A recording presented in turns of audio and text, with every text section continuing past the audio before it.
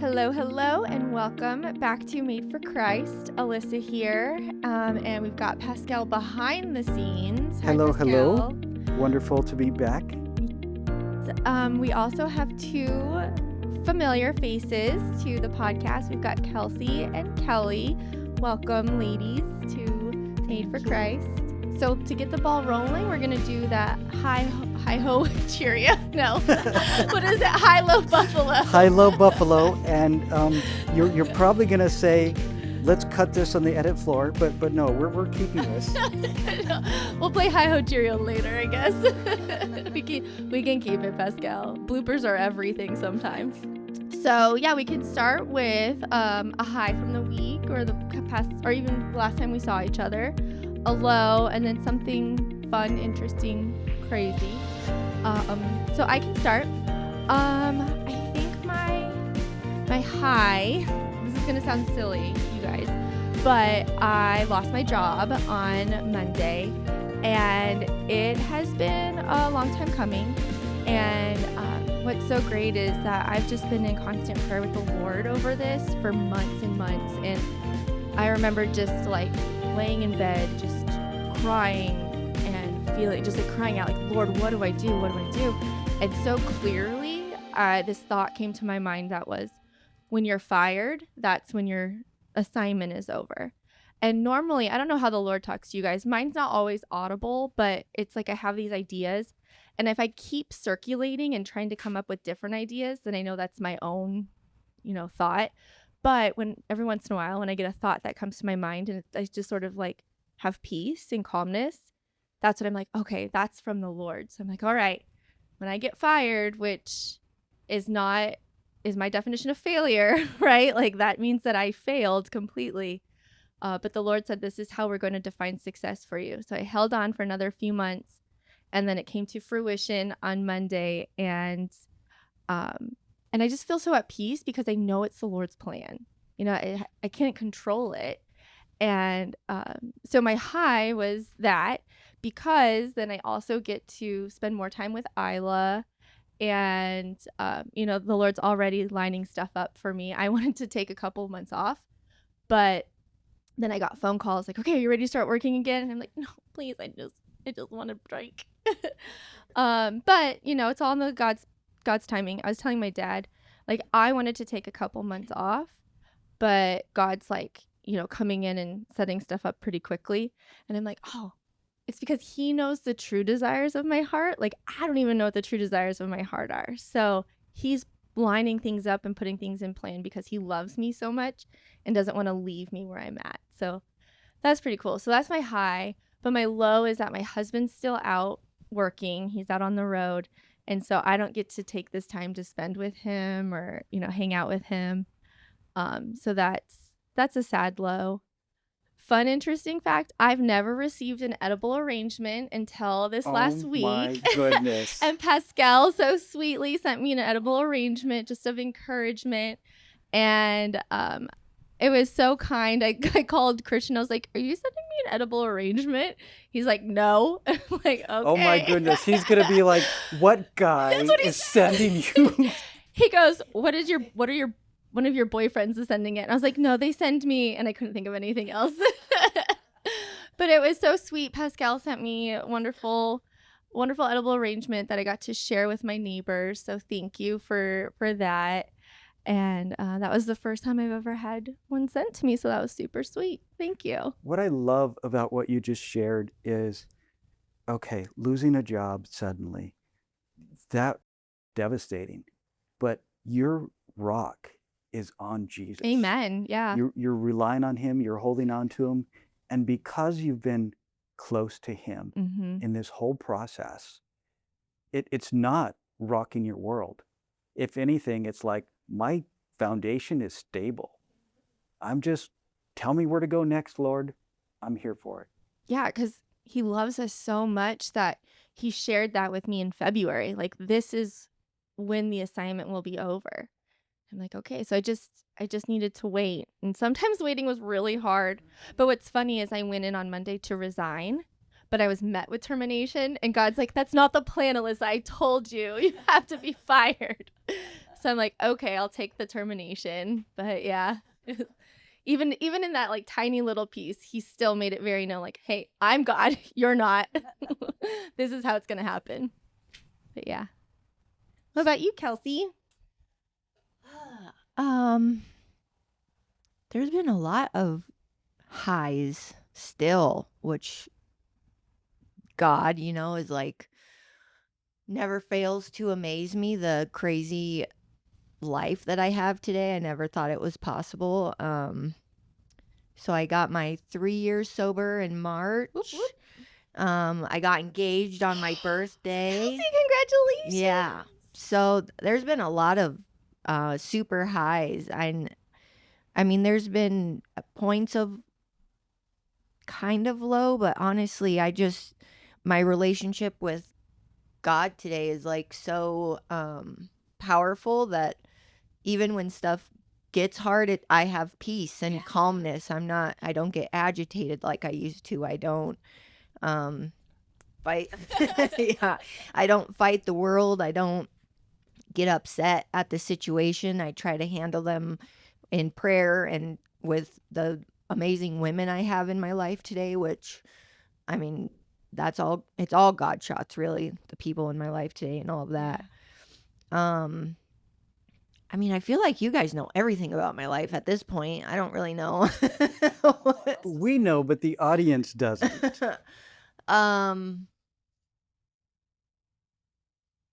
I have a cruise addiction problem. Cruise, like big boat. Yeah. Mom's over here like, yep. Yeah. See, I'm afraid if I ever go on a cruise, I'd be the same. That's why I'm like, nope. I don't want to be a cruise person. So how many cruises have you gone on? 3, about to be 4 in the last year and a half. Wow. Okay. Yeah.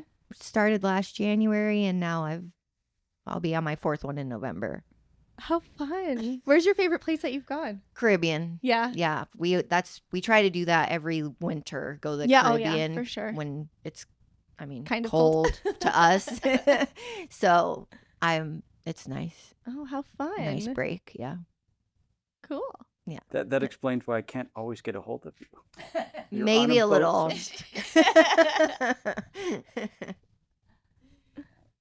Kelly, what about you? I'm retired, so it's kind of like my life is just kind of like I don't really have highs and lows. We're getting our front yard remodeled, so that's a high. It's a big undertaking, and yeah, Terry and I have worked really, really hard moving rock and that kind of thing. So that's kind of my high and my low. There you go. High is getting it done. The low is the work that goes into it. Yeah. And something that Pascal had said, maybe people don't know about you, is like, I'm a lefty, and that is my superpower. You're a what? A lefty. What lefty. is? Oh, left-handed. Left-handed. Nice. That's so cool. I always start on the right side for some reason. I don't know why. Yeah. Awesome. That's a cool superpower. My dad is a lefty, and that's definitely his superpower. Well, my grandpa was left-handed, so when I came along and was left-handed, everybody thought it was really cool. Yeah. I always loved it. I loved it because I knew I was unique, in that way. And my first grade, we didn't have kindergarten back then. My first grade teacher was ambidextrous, so she could do either way. But tying my shoes was a whole big ordeal. Really? Trying to learn how to tie my shoes. Huh. Because it's backwards. Interesting. There's a lot of things. I proved one to Kelsey the other day about being left or right-handed, and I showed her a pen. I said, now tell me this is a right-handed pen. She said, okay. And I said, now look at it from a left-hander. Everything's backwards. The writing on it is backwards. Oh, interesting. Huh. Just silly stuff. That's your minority. Well, everything in the world is built for right-handed people. It is. Even cameras, like the grip is on the left. Yep. And my dad's a photographer. So imagine being left-handed and every camera you pick up is for a right-handed you have to adapt in some things. Like when I was in first grade, my mom, we never had money, but she bought me some right-handed scissors, and it cost a lot of money. Well, some little kid in my class took the screw out of it, so when they tried to put them back together, they never went back together right. Oh. And she couldn't afford to buy me another pair of left-handed scissors, so I had to learn. That's the one thing I'd have to do right-handed. Yeah. I had to learn right-handed. Wow. All right, Pascal, you're up. Okay. I'm trying to think. low. My baby girl just had surgery, and you probably don't know that I have a daughter. Well, I do. I have a 1-year-old Italian Greyhound, and I referred to her as my daughter, not because she was in my belly, but because Which wouldn't happen normally anyways.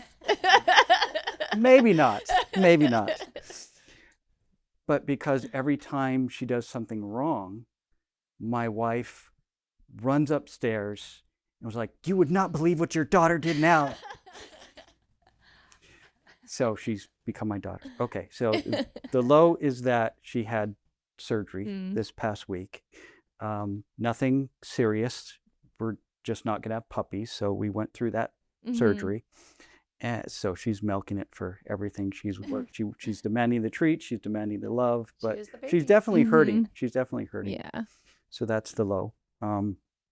High is I get to sit down with you guys again.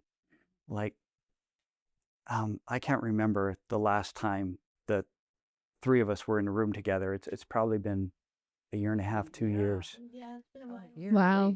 Yeah. So just to get caught up, to see everything that the Lord is doing in your life, to hear about the cruise addiction, to hear about the engagement, to see you glowing Yeah.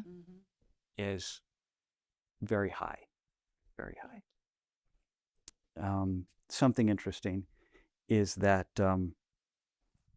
okay, I like vinyl.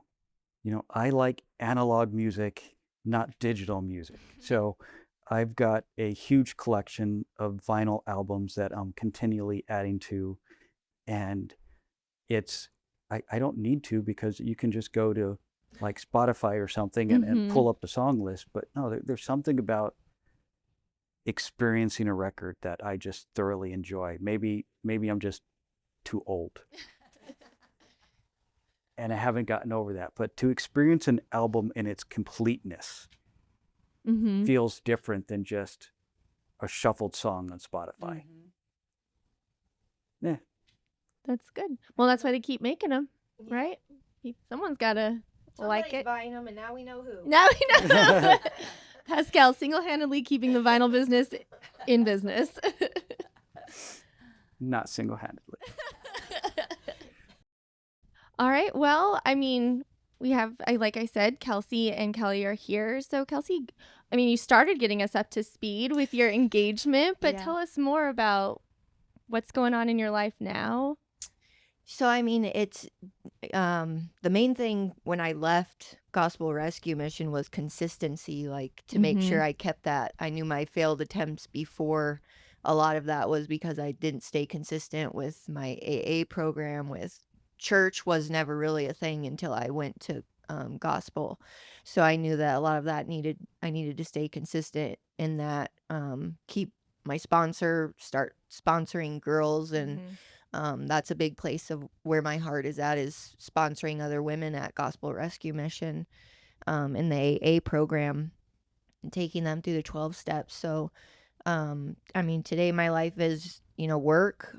I'm a functioning member of society that doesn't have to worry about security tackling me when I go into stores anymore, which is nice. Yeah. What a relief. Yeah. Well, it was like, just an example, my poor mom. Like when I was at Gospel Rescue Mission, we went to the mall so I could get some stuff. And one of the stores we went in, I was like, I'm letting you know now, like security is probably going to follow us around. And she was like, whatever. Yeah. We got followed around the whole store until we checked out. And she was like, you weren't kidding. I was like, no, I'm not kidding. Oh my gosh. Your picture's on a wall somewhere? Oh, I'm sure in a lot of stores. Maybe not now. Probably not now. Hopefully not now. Yeah. But there were, quite a bit of stores. Yeah. That was. She would forewarn me before we would go in, and I'd be like, look around. You're like all sheepish, like I was doing something. Yeah. So just, working, I go to meetings still 3-4 times a week. I go to church. I go to gospel a lot to volunteer. Just trying to do the deal and keep relationships good. my family was a big work in progress. It's still a work in progress. But relationships are there, and trying to keep them on like a healthy Absolutely. basis now is a big part of it. Yeah. I got engaged. That's so incredible. So when did you get engaged? So actually on a cruise. On a cruise. on my her birthday. on my birthday. Oh my He gosh. proposed while after dinner one night. He got like the photographer in on it. So Oh, the photographer was acting like he was having me pose for a picture when really Scott was getting down on one knee. oh my So gosh. it Are you was gonna get really married on a cute. cruise? I think we're gonna get married in the Virgin Islands is what we're thinking. Awesome. Yeah, I want a beach. Yeah. Yeah, Oh, that's my happy place. So Well, congratulations. So I want to ask the question, was that on the cruise that you almost didn't go on? Because wasn't there something with your probation officer? that was the very first one. Okay. January last year, we thought that I wasn't going to be able to go because I couldn't get my passport. And then, was it like 5 days before I left, my probation officer called me and was like, "We're early terminating your probation." And I was like, Oh my gosh, that was so good. Yeah. She was panicking. yeah, I was panicking because you don't have to have a passport when you do a closed loop cruise, which is United States to United States. But because of probation and it being international travel, Yeah. you have to have a judge sign off on it. And I wasn't getting that back for my PO. So I was like texting him every day, Christian, hey, I leave in like 5 days, dude. And then he finally was like, "Oh, well, I wasn't answering you because I was trying to get you off probation and you early terminated." So that worked out well. Totally a God thing. Yeah. Absolutely. Yeah. Not expecting it at all, that's for sure. I mean, See? Your heart's desire was not to just go on this cruise, but your heart's desire was to get off of probation completely. Leave that in the past. And the Lord knew, I'm going to answer this prayer that she's not actually praying for. Yeah. Well, and that's what I think, that's like one of the coolest things for me in recovery is like the stuff I get to see God do today, because I'm gonna cry already. Just for the sole fact that I have the willingness to see it today, and I have the patience and discernment to know, like, if he's telling me no, not right now, that doesn't mean no, it means not right now. It doesn't mean it's not gonna happen. It doesn't mean, whatever. And just being at peace with whatever answer I get. Not living in Kelsey anymore, because that was a huge problem for me, is impulse. Yeah. What Kelsey wanted, Kelsey got. I was a brat. And getting out of that and just trying to be humble and listen to what God's trying to say today is a huge part of the beauty for me today in situations. Even when it's a no or a not yet. And I always can see now, like, why it was no. Yeah, like looking the eyes to see God's hands and everything. I'm sure even when you were out, you could look back and see God's hands in so many different things. Yeah. So you weren't always that in tune with what the Lord was wanting you to do. That's a nice way of putting it. Yeah, I never really had a relationship with God. My parents, when my mom and my stepdad got married, they were going to church, and my punishment, when they would catch me at a party or come home drunk, would be, you're going to church the next day. Yeah. I never desired to have a relationship with him. I was very much in the victim mentality with God. Like, if there was a God, why would you do X, Y, and Z? Right. Why would you do this? Why would you let me do this?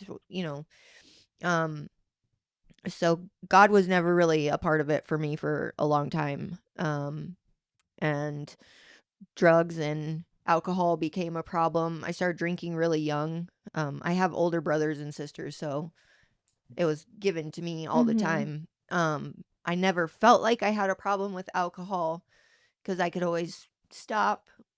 Looking back now, it was more of I had no limit when I drank. It wasn't to just have one. It was to get drunk, and it was to affect my mood. Right.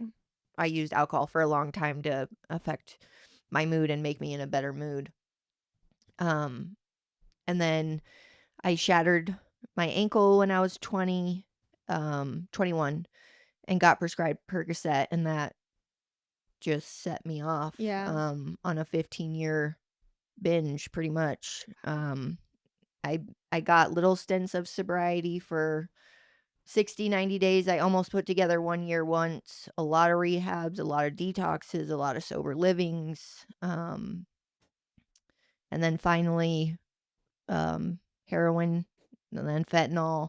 And when fentanyl came around, it was just off to the races with that. And meth started then too with the fentanyl. And that was when I really lost contact with everybody. Wasn't seeing anyone. I have 2 girls. I wasn't seeing them. I wasn't talking to them. I wasn't talking to my family.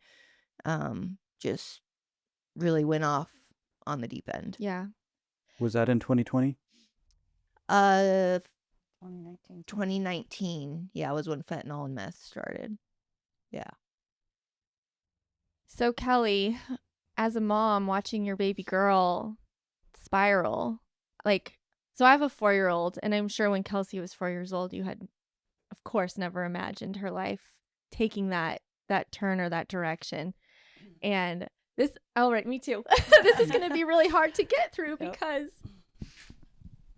to know love like that is so incredible. So I'm sure the only thing that you could have done was just latch on to the Lord even more so. So we're here to hear the mama's perspective. So, we get to see Kelsey beautiful and glorious now, but take us through what it took to get here. Well, I'll start even when I got pregnant. When I got pregnant with her in Hawaii. So she's always been my little Hawaiian pineapple. Oh. And the first, when she was born, she was 6 months old, and my older daughter she started kindergarten. So it was like I had her to myself. Yeah. And until she was like 7 years old, she was so much fun. Oh my gosh. I was just telling her the other day, I can still hear her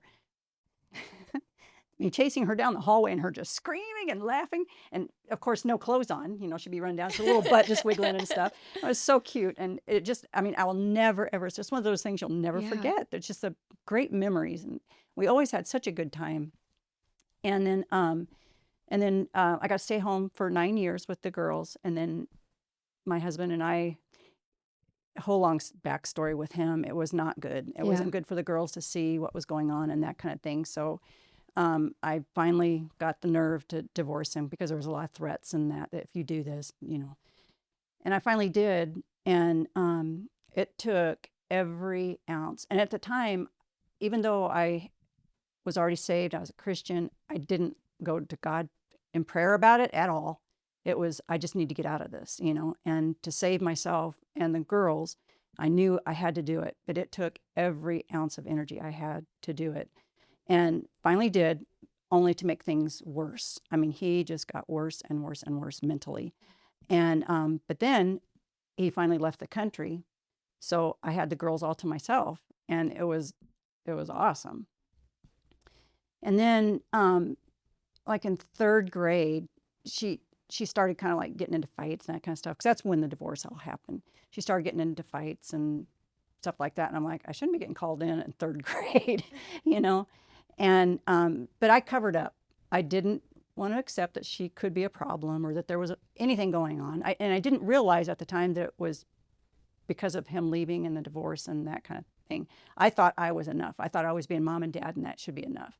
And not even that I thought about it deeply. It's just, I just thought, And so as time went on, she got into more trouble, and people would say things to me like, we know she's smoking pot. And I'm like, no, she's not. And they're like, yeah, she is. And so they said, you should do a drug test. So I did a drug test and let her pee in the cup on her own, right? I said, no, it shows she doesn't have anything in her system. And I don't know if you remember that or not. And so different things like that happened. And she kept just progressively getting worse and mouthy and very irresponsible, mean. And by time 2019 rolled around, it was like I could not stand to be around her. And she was living with us at the time. And finally, in 2019, we butted heads. And when she was in the shower, I went and took her keys off the key ring. And so then when she left, she couldn't get back in. And I said, your stuff will be waiting outside. You cannot come back. And don't come back until you're sober and clean. Now, how did that feel as a parent? Like, was that hard, or were you already just at your wit's end that you're like, I can't do this anymore? Well, because leading up to that, it was like I thought I was pulling it off by covering up for her, basically lying to people, that this isn't going on. Or even my poor husband, Terry, that I'm married to now. I mean, we've been married for almost 28 years now, but at the time when we were going through this, like money would be missing and I would just blow it off, or she would say she needed something when deep down I knew that it probably wasn't it, but I got to give her the benefit of the doubt. I got to help her with her bills so she doesn't go into debt. I don't want her to ruin her credit, so I would help her. And so I would lie to Terry about where the money was going and, stuff like that. And so by time 2019 rolled around, and this is going to sound really horrible as from a mother's point of view, but for me, it was a relief to have her out of my house because she was so mean and she was ruining every relationship I had. At work, it was like I couldn't even work. I couldn't even function at work until she was finally gone. And then I was able to work again. And then with Terry too, our relationship started mending again because he could see it, but he knew she's my blood daughter. So he couldn't say everything I'm sure he wanted to say. Yeah, I'm sure there was some trepidation, don't want to yeah, it's rock different, the boat. As much as he loved her, it's still different. Yeah. And so it was a relief, and it was hard. The hardest part though was the almost 5 years that she was gone because we didn't have any communication. I didn't hear from her. Nothing. The only thing is every once in a while somebody that knew her would run into her and let me know that they she saw was her alive. and she looked pretty good or whatever, so I knew she was alive and I knew she was still in Tucson, but that's really all I knew. So up until 2019 you sat in that enablement space for a little bit, and I think a lot of that is ignorance, right? Like you think that what you're doing is helping and what you're doing is eventually they're going to catch on. Eventually they'll get it, right? Exactly. And so and the fact I didn't want to admit it to other people. Well, that's the other thing huge. too, is that there's that fear of embarrassment or fear of failure, and so I think a lot of parents struggle with that enablement or that fear of embarrassment. And so when you took that stand and you were risking knowing if your daughter was alive or not for the sake of her to be alive right now. And that had to been heart-wrenching. It was. But I looked at it from my point of view was that, I mean, I was literally shutting down. And so I could feel my organs shutting down. And I knew I was not going to survive this if I didn't get her out of the house. Yeah. And so it did. I started coming back to life. But I knew if I didn't get her out of the house that I wasn't going to be here for her. And you would keep enabling. You wouldn't be able to come face to face with the boundary of staying here and me not giving you money or not doing all these things. And it sounded like you just needed to separate yourself completely. Very much. And start with that big boundary and then start to taper down, right? Yeah. Like obviously your relationship is much better now than it was. 2019 was like 7 years ago. That's crazy. Yeah. So in that time, what did your relationship with the Lord look like? Trusting that your daughter was out on the street somewhere and just trusting that the Lord was providing for her, taking care of her. That is pretty much it, because he wasn't answering my prayers, obviously, because she wasn't getting any better. She wasn't coming home. She wasn't saying, Mom, I need help. Yeah. You know, we'd already gone through all of that, you know, and so I just felt like he wasn't answering my prayers. And I even told my brother-in-law, who is a pastor, I said, I don't even know what to pray for anymore. He said, just keep praying, just keep praying. So it's like, okay. You know, so my relationship with the Lord didn't change, but it was like I just didn't know what to say to him anymore, you know, because I knew he could do it. I knew he could move her, but I didn't know when. And I was getting impatient. Yeah. Amen, sister. Absolutely. The Lord's timing is almost never our timing, Yeah, right? yeah. Yeah. And like we were talking about earlier, like the Lord knowing your heart's true desires. Like you said yourself, like you didn't even know what to pray for. You didn't know what your heart's true desire was. But thankfully we've got a translator that you'll pray and the translator will be like, well, what she actually means is Yeah. And that's, you know, the theme of Made for Christ is like he loves us so intimately and so uniquely that the translator can say to his third part, you know, no, what she really means is this. And I'm sure you weren't praying. I mean, I know you were praying for her to quote unquote get better, but could you imagine where she is now 6-7 years ago? No. When she was a little toddler, I couldn't imagine where she was. Yeah. And now reversing back, I can't imagine. Right. You know, so Yeah. it's like, it's a miracle. I mean, God just moved mountains literally. Yeah. And it's got to be so hard to even tell this story because there was a lot that happened leading up to her disappearing in 2019. Yeah. Like for a lot of that time, you were struggling with painkillers and it becoming an increase and your reliance on it increased. You were hiding that addiction. And even as it became more and more of a problem, you hid it from everybody.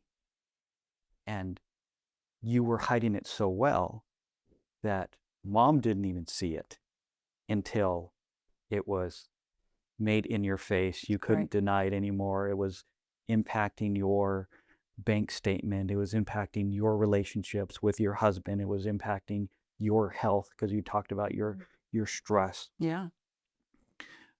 But your absolute first, the way you tried to resolve it first wasn't shutting that door. It was the rehabs. It was finding places that she could go through to get clean. So how many different rehabs, different facilities did you find? We counted one time is somewhere between 17 and 19. Wow. That we were in and out of. And I mean, here, California, up in Phoenix area, Mm-hmm. all over. It was. And were they all free? Did they cost something? Were they 30-day programs? Was it a weekend program? Most of them where you go and you stay, but you can walk out. So it's like they could walk out the door and get whatever drug they wanted to. And it was, to me, they weren't free. Somehow they had to be paid for. Yeah. Whether it was the state or our insurance or out of our pocket, whatever, it got paid for somehow. But I don't have faith in those places because you go in and you go out and you go back and you go out. It's not like at gospel where you go in and they fill you up. Mm-hmm. And to me, the rehabs in that, it's a circular moneymaker. Oh, absolutely. And I think that's a big failure in our system. Absolutely. Well, and that's something too that was like huge for me as far as gospel rescue mission goes. Was there, I'm not going to say names, but there was a rehab that I went to and I knew I needed more than 30 days. Yeah. I told them, like, I want to be here more than 30 days. What do I need to do? And I think my mom even talked to them too. And they said, well, you got to go out, relapse, and then come back because your drug test has to be dirty for you to stay longer than 30 days. Can you imagine that? It's crazy. And so much, and that's the beauty of Gospel Rescue Mission being privately funded by amazing donors who love the people that Gospel Rescue Mission serves. insurances say you had You've this got addiction 28 for days. 10 years. You've got 90 days in a 12-month period to get better. And if you do 30 days here, go back out, 30 days there, like you only have 90 days within a 12-month period. And you can't get better in No. 90 days. You barely scratch that surface of getting clear-minded. Well, like Kelsey has said, when you go in, they automatically put you into was it suicide prevention or something. Oh, yeah. Detox first and then suicide watch or whatever, So it's a different thing. So you're not even getting your full Right, 28 or 30 right. days. Yeah, definitely. So Gospel Rescue Mission has 12 to 14 months where Yeah. that's when your brain is just starting to remap and you're just starting to get clear And you're getting confidence absolutely that they worth can't get on their own. dignity, worth, absolutely. And so so Gospel Rescue Mission obviously was the last rehab that you tried. Yeah. And so what was that like when you So discovered that? So what happened with that? My brother-in-law, the pastor, knows Dennis and Mary Barreras.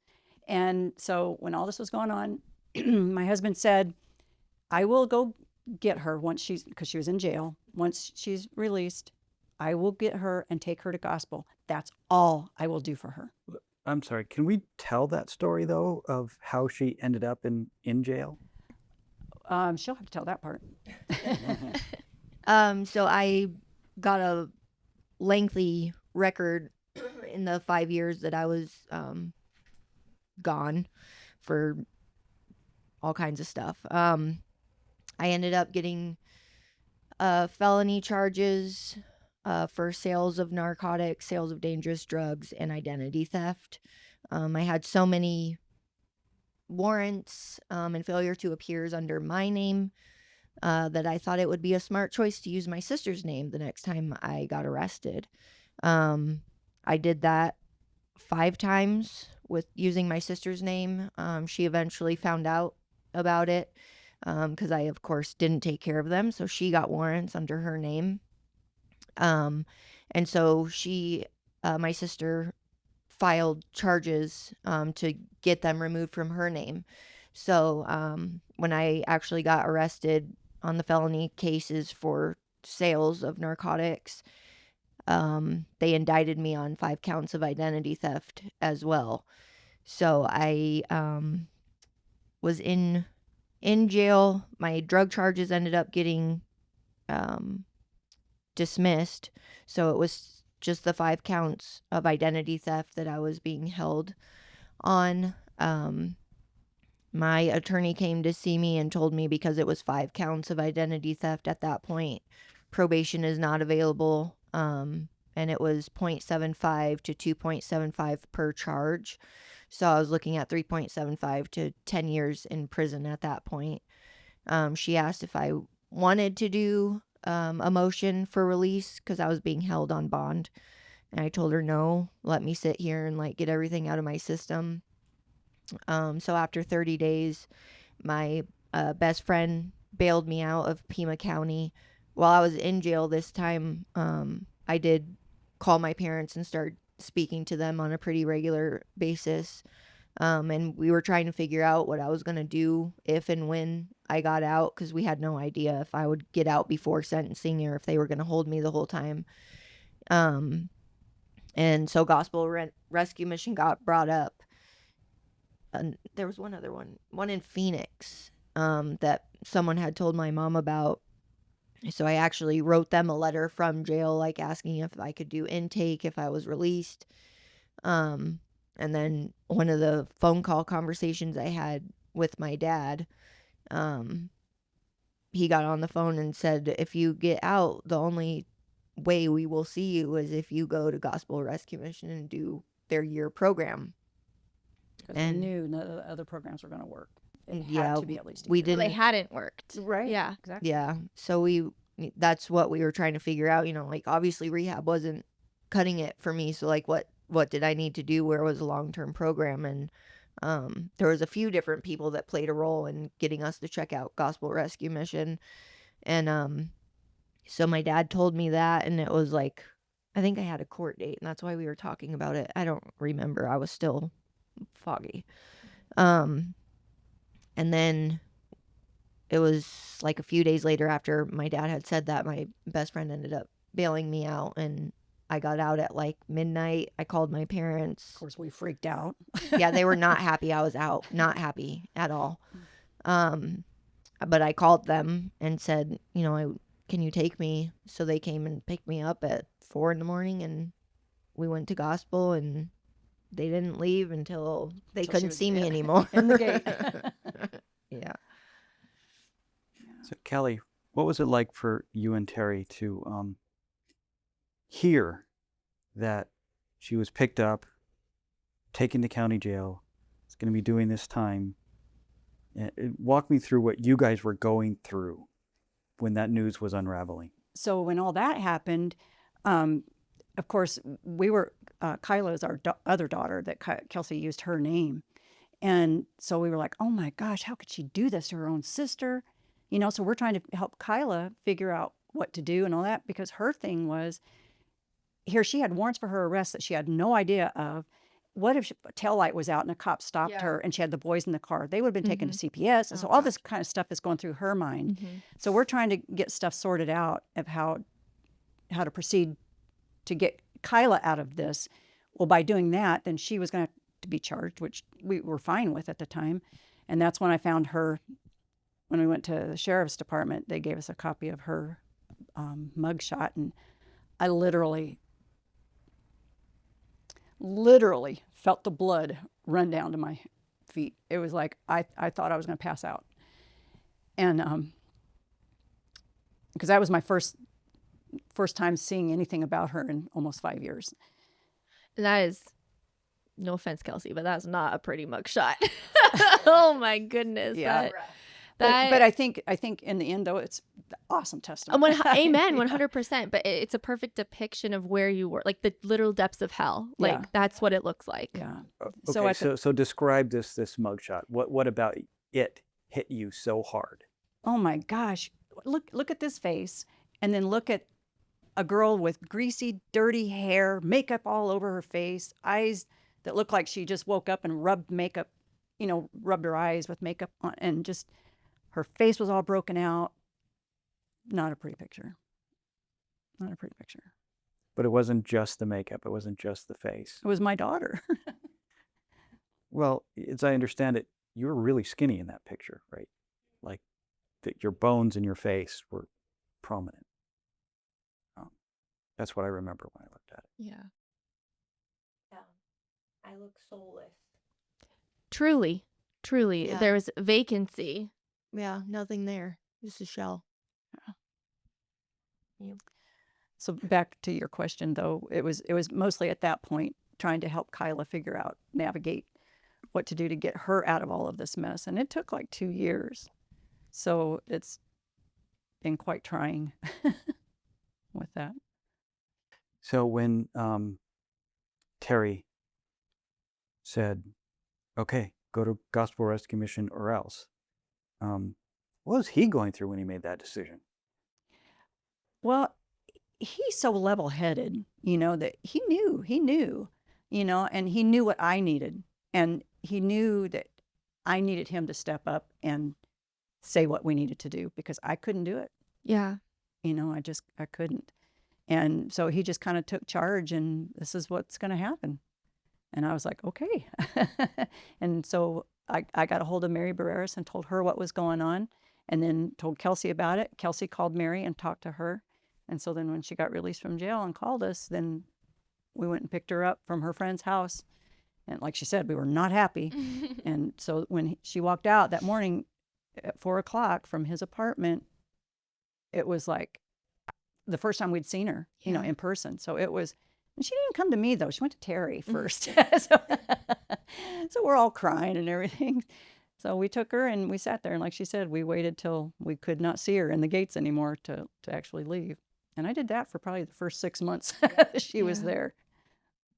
Wow. So with Gospel Rescue Mission and going through that program, what was your journey coming alongside her for that year? What did that look like, and watching her develop a relationship with the Lord? it was pretty cool. And so when she was in jail, before she even got released, the girls that she was in the pod with prayed and read the Bible and stuff. And I'm like, well, that's cool. Because Terry and I, we did go to church and we did believe in Christ. And even though she was distant, I still knew that she had it in her roots, know. And so that was really cool that she had that. And so by going to gospel, I knew that she was going to get more.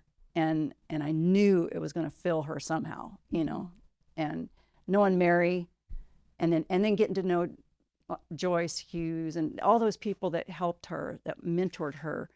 I know I'm missing some names, so sorry if I missed your name, but there were so many that were so instrumental in her progress of being a better person, a better Christian, loving the Lord, and just watching it. Like at first we didn't get to participate in much, so we didn't really know what was going on other than to pick her up and take her to court appearances and that kind of thing. Yeah. So we didn't get to see much. But then when we started getting invited to come in and see, different things that they were doing, and it was very cool. It was very cool. It is the most unique experience ever. And when you think back of your prayers, back in 2019 or before that, I'm sure this is even better than anything that you could have prayed for. Oh yeah. Oh my gosh, yeah. Never in my wildest dreams would I have imagined. And like I always tease her, I always tell her, I said, you're the happy person that you were when you were 7, and it's just the coolest thing. Yeah. It's like, I really have my daughter back. There's just something about those mama's prayers, like the Lord has a special place in his heart for the mom that cries out in such agony for their children. Like, imagine, Jesus on the cross, like that pain that the Lord felt when his own son was separated from him. Like, to put that into perspective for us as parents to know that and feel what it feels like for our kids. Even like when Isla like hurts her knee or something, like I want to protect her. And it's also so crazy to think that as much as you love Kelsey or as much as I love Isla, God loves them even more. That's mind-blowing to me. Yeah. Not only is he seeing all of this unravel, but, okay, you went to Gospel Rescue Mission. When you were in about a month, you started hearing the Holy Spirit while you were there. He started working in your life. And that transformation started to happen. You started to blossom in that place. So God was walking alongside you through it all, through your addiction, life on the streets, coming to Gospel Rescue Mission, and guiding you through the healing process. And of course, he's celebrating with you now the restoration that's happening. But that same God that was working in your life is the same God that heard your prayers and acknowledged your hurt and your fears and was working out your prayers the same way in the same way at the same time that he was working a work in your life for that restoration, for his kingdom, loving both of you the same way. And I can't imagine what that homecoming is going to look like when someday you're going to meet him face to face in person. Well done, my daughter. So what was it like for you when you started to see Kelsey open up to the Lord, start hearing the gospel message, start responding to the gospel message? What were you experiencing when you were hearing that and seeing that and witnessing it? Kind of like I wasn't really sure what I was, if I really wanted to believe it or not at first, because it's like, I knew everything that she was doing. She really put herself into all the programs and that. And so I knew she was working really, really hard. But the God part of it, I'm like, okay, let's wait and see if this is for real. But as time went on, it was like, I could see her heart. Her dad could see her heart. We knew he was moving for her to be able to move the way she was moving. And I mean, it wouldn't happen without him. There's no way. So for us to watch it was just amazing. I mean, I don't even know how to explain it. It's a gift. It's truly such a gift. And that's one of the things I'm going to miss the most about Gospel Rescue Mission is getting to see people's lives transform. Like Yeah. for everything that happened for you, Kelsey, there are thousands of other people who have had the same transformation because of Gospel Rescue Mission. And it's because of prayers from their parents and the people that they love, that love them the most, and the patients. And sobriety is great. That's awesome. But it's such a great symptom of a relationship with Christ. Mhm. Like that's really where the life transformation happens, is the relationship with the Lord and being in community with people who have the relationship with the Lord, and fellowship. And then the symptom of all of that is sobriety, because recovery is active, right? You'll forever be working in that function of in recovery, but salvation is forever. That can't get lost. And even if there is a slip up or a stumble, there's no more shame in that, because God removed that, and you can move forward and push forward and be an example to the people that you sponsor, or the people that you are in fellowship with. You were talking about one of your sponsees earlier, and just her struggle with that victim mentality. And there's no better person to come alongside her than someone who sat in that, and you can say, okay, well, when you're ready, I'll be here, but there's no pushing it or shoving it. And that foundation of the Lord will always be there for people. And that's so beautiful. So beautiful. Well, and I think too, the continuing staying with those people. Yeah. The believers, and that Mhm. she hasn't walked away from that. No. They're very instrumental in helping her stay on track. Yeah, I've heard it said that the opposite of sobriety or recovery is not drugs or alcohol, but it's isolation. When you are isolated, you don't have iron sharpening iron. You don't have community and people to share your burdens with, to share your hurts with. And so the best thing that the enemy can do is isolate us and put us in a position where we feel alone and scared.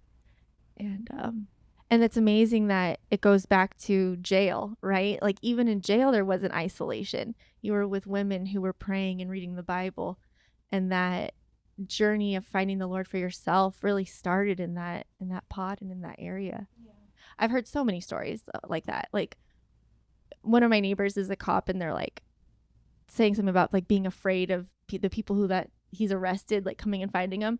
I was like, I know a lot of people that have been to jail, and they're all super grateful for getting arrested. Like they write letters to their arresting officers saying, thank you. Without this, I would be dead. Yeah, she's contacted the one that arrested her. Yeah. And told him thank you It's amazing. several times. Yeah. Wow. So, what's your life like now? Oh my gosh, we Like- have so much fun. She is my best friend. I mean, it's no doubt about it,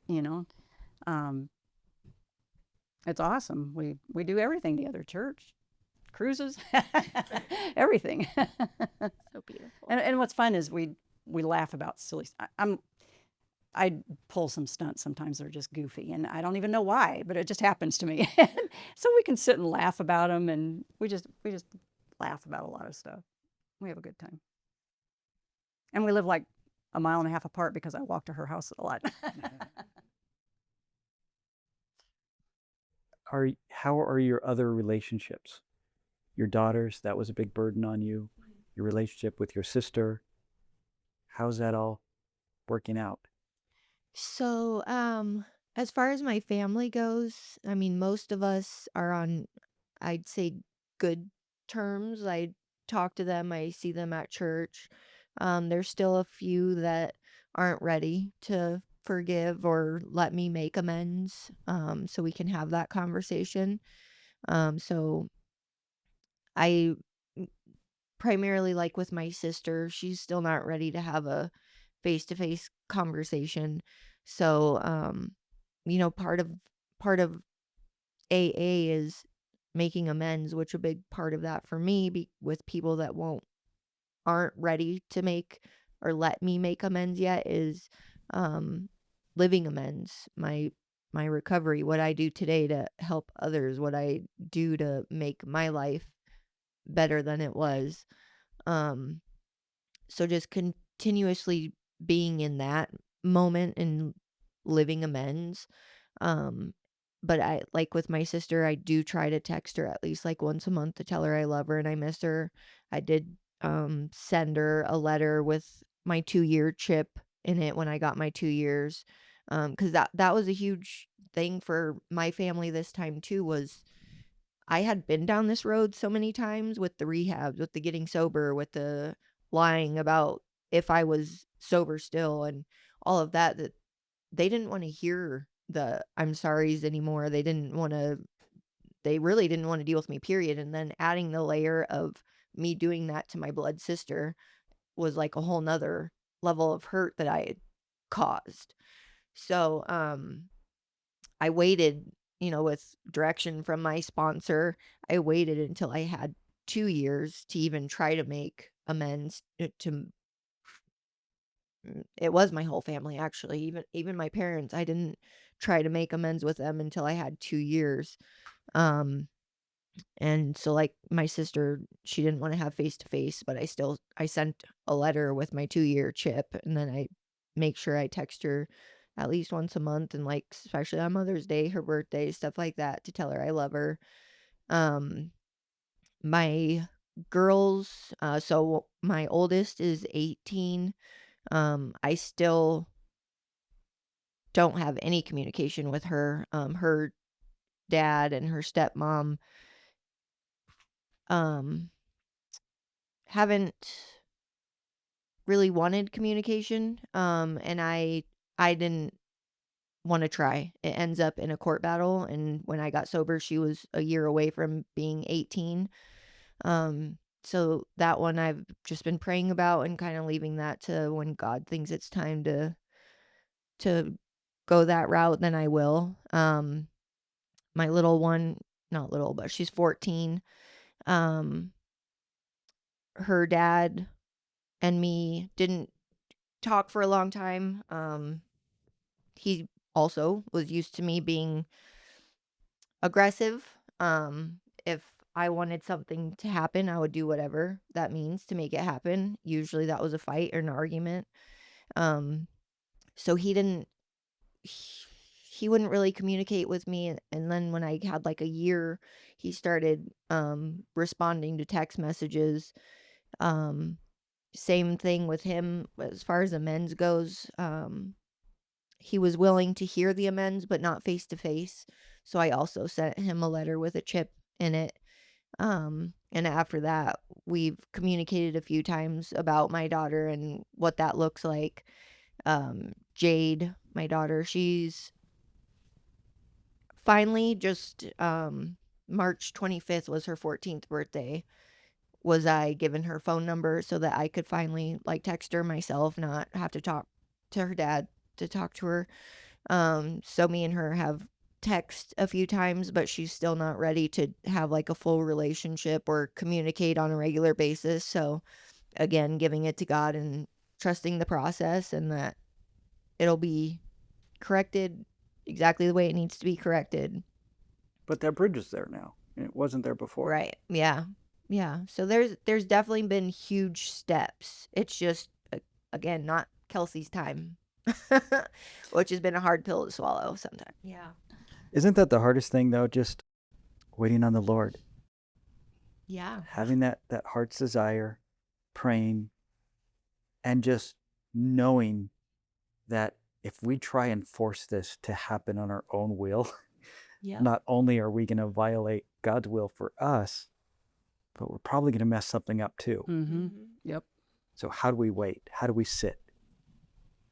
I mean, for me, it's just a lot of prayer, a lot of talking to other women about it, a lot of um living amends, every day. What am I doing to make sure that when and if she is ready to have that relationship, I'm in a good space and I'm not somebody that she's afraid to have a relationship with, or worried that I'm not going to come back again. Um, just really making sure I'm grounded in my relationship with God is the main thing. And really believing today that I know in my heart that I'm doing everything I can. And so when the day comes, I'm ready for it. And I know that I've done the work behind it. No more shame, no more guilt. Just ready to have a good, healthy relationship with them. Amen. What a wonderful gift to have, to even in the pain rejoice in that. Yeah. And that only comes from the Lord. Yeah. And I admire you so much, Kelsey, for having that patience and for being able to say, like, I've caused so much turmoil in my kids' lives already that I don't want to step in and cause even more. I want to just step back and do right by them. So exactly what you said. So when the time comes, the trust can be solidified. And I think that is so hard to face that, because it wouldn't just be so much easier to just still be out there, running and gunning and just not facing the truth and not facing the people that you hurt. It's so much easier to do that. But that's not what God wants for us, wants for you. That's not what he's called us to, this higher standard. And you're choosing the hard route, and it's going to be so much sweeter in the end. And it's just so beautiful that you're staying committed to what the Lord is asking you to do, even in the pain and in the hurt. Yeah. Well, that's been a huge thing for me this time too, is just that, like, I've always been like super impulsive. When I want something, I get it. Somebody can try to tell me no, but I promise you I'm going to get it one way or another. Yeah. And so that was like a huge thing I had to work on this time was, my timing obviously doesn't work very well. So like trusting that God he's working it out. Even when we don't see it, he's working it out. And even when it takes 5 years or however long, that's okay. Yeah, because what's that compared to eternity? Blink of an eye. Or dead. Mm-hmm. Yep. I still have her. So. Yeah. Yeah. Well, thank you for sharing your story. You're welcome. I do have a question for you. You shared what you went through, but there's so many mothers out there, so many families out there watching their kids struggle in addiction. They don't know what to do. They want to fix the problem. What's your advice to them? And you're probably the only person that can say that, because you're not the only person, but you're one of the few that have been through it all. You've seen it from beginning to end. You know what it takes. So what's your advice to families going through that? Well, I think every family is different and every situation is different. So you kind of have to follow your own heart. But at the same time, you know what has worked and what hasn't worked. So if it hasn't worked, don't keep going down that route. Isn't that insanity, right? The definition of insanity. Yeah, and it's like we do it again and again and again, thinking it's going to heal them. They're going to get better. They're going to be normal or whatever. But it doesn't work. If it hasn't worked, then don't keep going down that route. And that's what we had to do with her, is just put our foot down and say no more. We just can't. I could not do it. And so, but like I said, everybody's different, and I don't want to tell people how to treat theirs, but I do have a lady that calls me regularly about her daughter. She's kind of going through the same thing, and she goes, I don't know what to tell her, you know. So I'll tell her what I would do in that situation, but you got to do what you feel is best in your situation. So for us, what worked was not seeing her, letting her work it out, whatever she needed to do. And the hardest part was not knowing if I was ever going to see her again, or, you know, the hardest part was getting the knock on the door and seeing a cop there and going, just knowing they found her dead somewhere. You know, that's the hardest part. But I think you just have to do what's best for you and your family. I don't know what else. You have to trust the Lord. Yeah. Wait. Yeah. Yeah. And I'm not very good at that either. Final thoughts? Just thank you so much, the two of you, for being here again.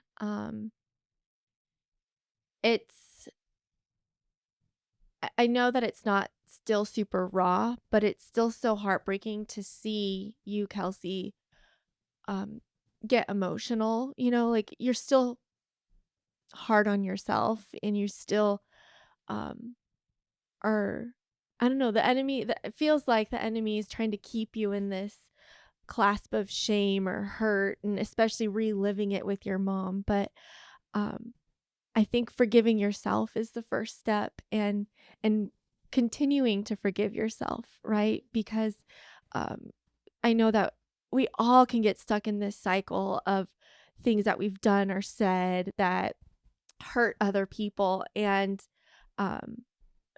continually remembering that we've already been forgiven, so it's okay to forgive ourselves. Because it breaks my heart to see you sad like this, because you are such an incredible woman, and you wouldn't be the incredible woman you are without the pain and heartache and just disgusting life that you had to live, but all for the glory of the Lord. And Kelly, to be such a strong mom, to also offer that forgiveness. And you have to remind yourself regularly, I'm sure, that Kelsey's already forgiven. And just, you started the story and the conversation with that 4-year-old little girl running down the hallway, and just the joy and how much fun you had with her.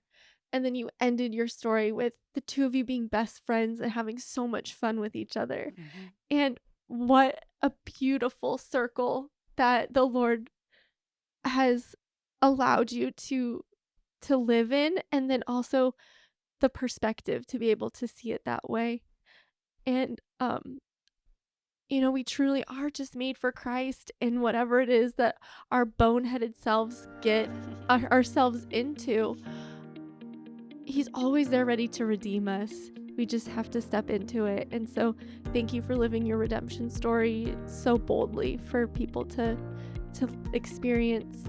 And Kelly, thank you for your vulnerability as a mom, you know, having multiple kids, you know, like you couldn't focus all your time on Kelsey. You had other children that you needed to also pour into and spend your energy on. And that in itself is a superpower. I can say, though, that is one area that I failed in, because I did pour into her. I poured into her, trying to make her better. And I do feel like my other children didn't get what they deserved. But part of that redemption is now, right? Like, you're able to look back, and with Kyla, you did what you could to help her come out of that, and your other kids, you know, for as long as we live as parents, we're always going to be fighting for our kids, and we are always going to mess up. Yeah, so yeah. it's what you do after you mess up that matters. And so even when your children are adults, being able to look back and say, okay, I totally screwed up, so I'm going to do better today. I'm going to do better tomorrow. Again, that's the beauty of redemption, and that's what the example that Jesus has given us and He's rescued us from. You can always do better tomorrow. That's all I got. Thank you, guys. Thank you. Thank you. Thank you.